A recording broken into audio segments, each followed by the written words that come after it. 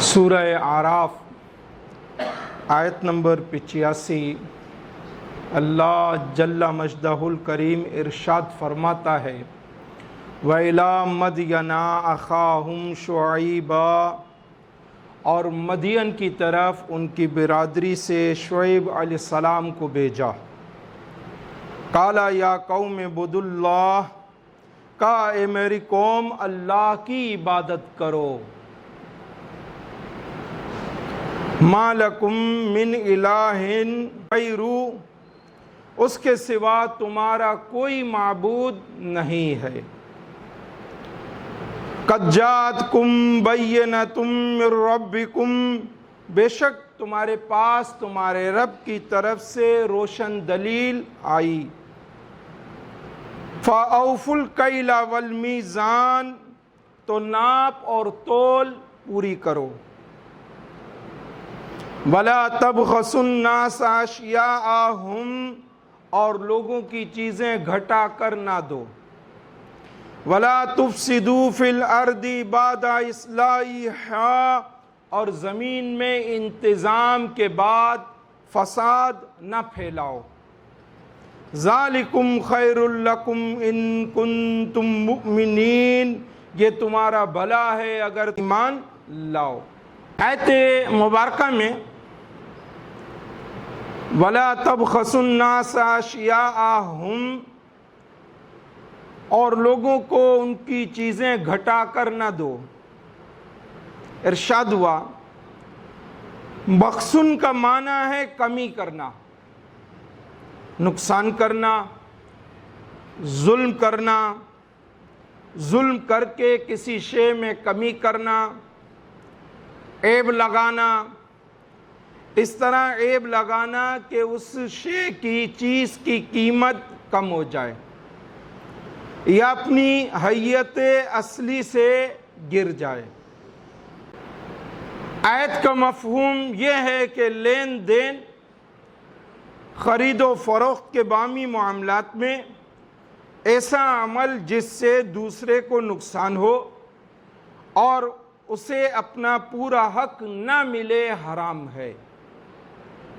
لوگوں کے مالی حقوق کا نقصان نہ کرو، اس کی متعدد صورتیں ہیں اور ہر صورت حرام ہے جس میں لوگوں کو مالی نقصان ہو، اس کی ہر صورت حرام ہے۔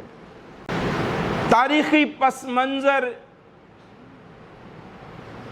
کیا تھا کہ حضرت شعیب علیہ السلام جس قوم کی طرف مبعوث ہوئے وہ کفر و شرک میں مبتلا تھی، اخلاقی برائیاں، اخلاقی عیوب، نقائص ان میں بہت تھے اور یہ مرض ان میں بہت عام تھا۔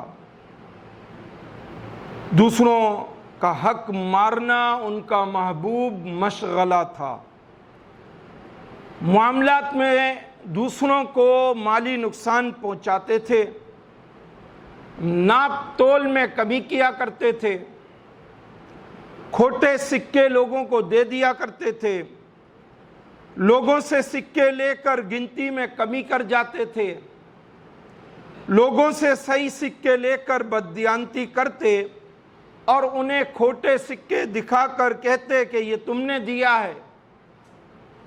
مالی معاملات میں ہر بددیانتی کے یہ مرتکب ہوا کرتے تھے۔ حضرت شعیب علیہ السلام نے انہیں دعوت دی کہ وہ ایک معبود کی عبادت کریں، اللہ وحدہ لا شریک پر ایمان لائیں اور حضرت شعیب علیہ السلام کی نبوت کا اقرار کریں، ناپ تول میں کمی نہ کریں، لین دین کے معاملات میں دوسروں کو ان کا پورا حق دیں، خیانت نہ کریں، کسی کا مال ناحق نہ کھائیں، کسی کا مال ناحق نہ دبائیں۔ حضرت شعیب علیہ السلام نے اپنی قوم کو اللہ وحدہ لا شریک کی طرف بلایا اور اللہ جل مجدہ الکریم بے مثل اور بے مثال ہے، اس جیسا کوئی بھی نہیں ہے، نہ وہ کسی جیسا ہے۔ وہ اپنی ذات میں، اپنی صفات میں، اپنے افعال میں، اپنے احکام میں، اپنے اسماء میں بے مثل ہے، بے مثال ہے۔ اس کی توحید کا عقیدہ ایمان کی اصل ہے۔ تمام انبیاء کرام علیہ السلام نے اسی کا حکم دیا، اسی عقیدے کی تبلیغ کی۔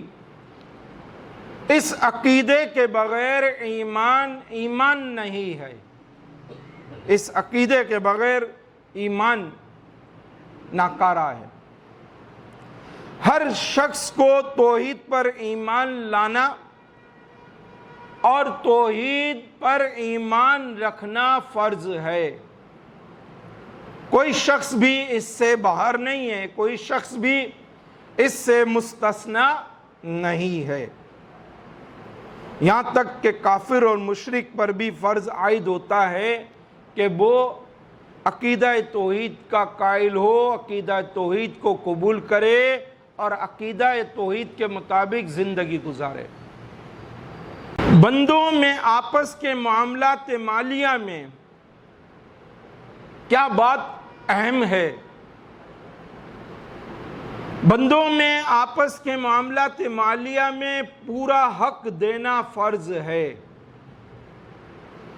تجارت، زراعت، صنعت، حرفت، ملازمت وغیرہ میں دیانتداری فرض ہے۔ جب لین دین ہوگا تو اس میں دیانتداری اختیار کرنی ہوگی کہ یہ جو ہے فرض ہے، یعنی دوسروں کو پورا حق دینا، کسی کا مالی نقصان نہ کرنا فرض ہے۔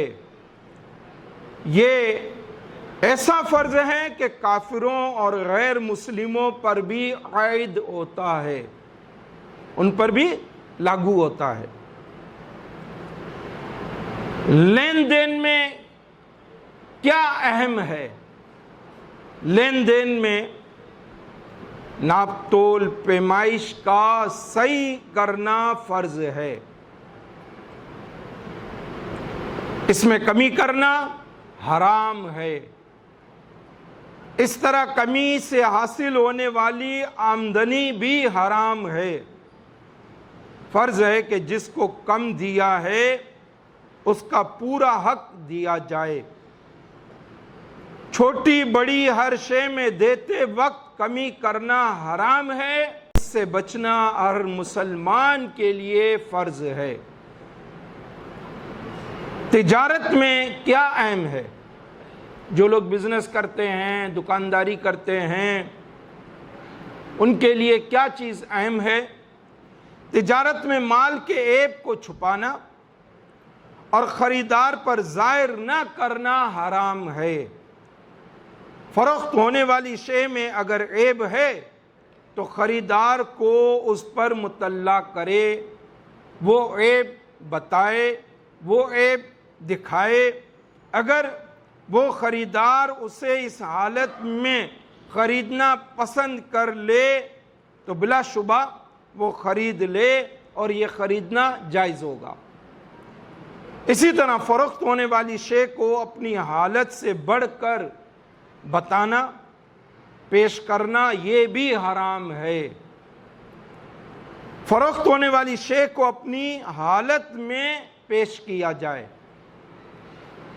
اسی طرح کسی شے کی نقل کو اصل بنا کر دینا بھی حرام ہے۔ اور ہمارے ہاں جب حالات تھوڑے بہت بدلتے ہیں تو ذخیرہ اندوزی جو ہے وہ عام ہو جاتی ہے، اور بزنس کرنے والے لوگ اس ٹائم کو، وقت کو جو ہے وہ منافع حاصل کرنے کا بہترین وقت سمجھتے ہیں۔ تو ہر مسلمان جو تجارت پیشہ ہے، بزنس کرتا ہے، وہ اس بات کو مد نظر رکھے کہ ذخیرہ اندوزی کرنا حرام ہے۔ ضرورت کے وقت اشیاء کا ذخیرہ کر لینا اور اسے مہنگے داموں فروخت کرنا حرام ہے۔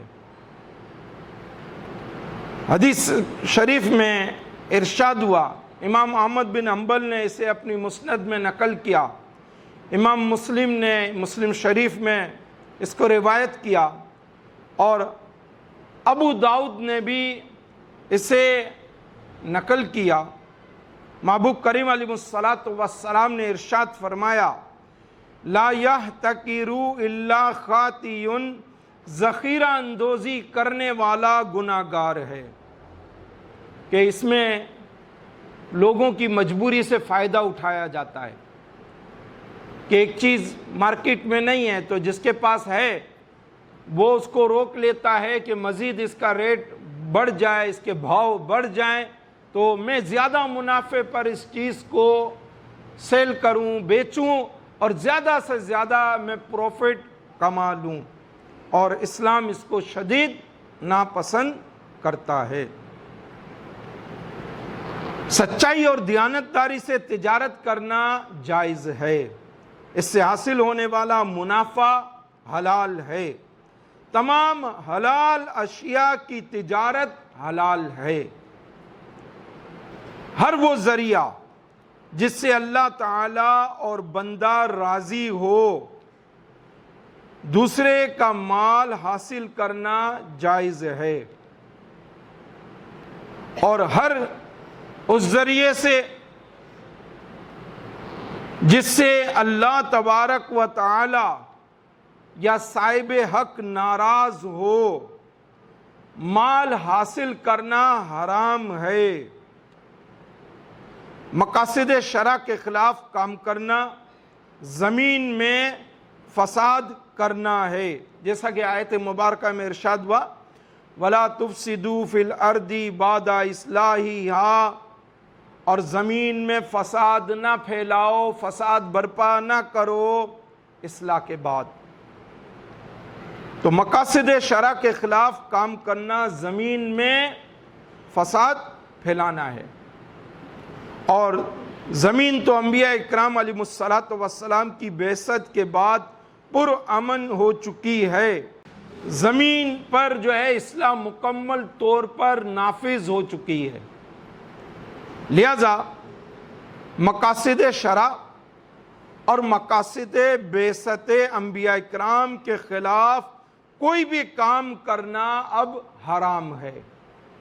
اب شریعت کو نہ توڑا جائے، لین دین ہوں، معاملات ہوں، حالات ہوں، واقعات ہوں، شریعت میں دیکھ لیا جائے اور اسی کے مطابق حالات معاملات میں بہتری کا سامان کیا جائے۔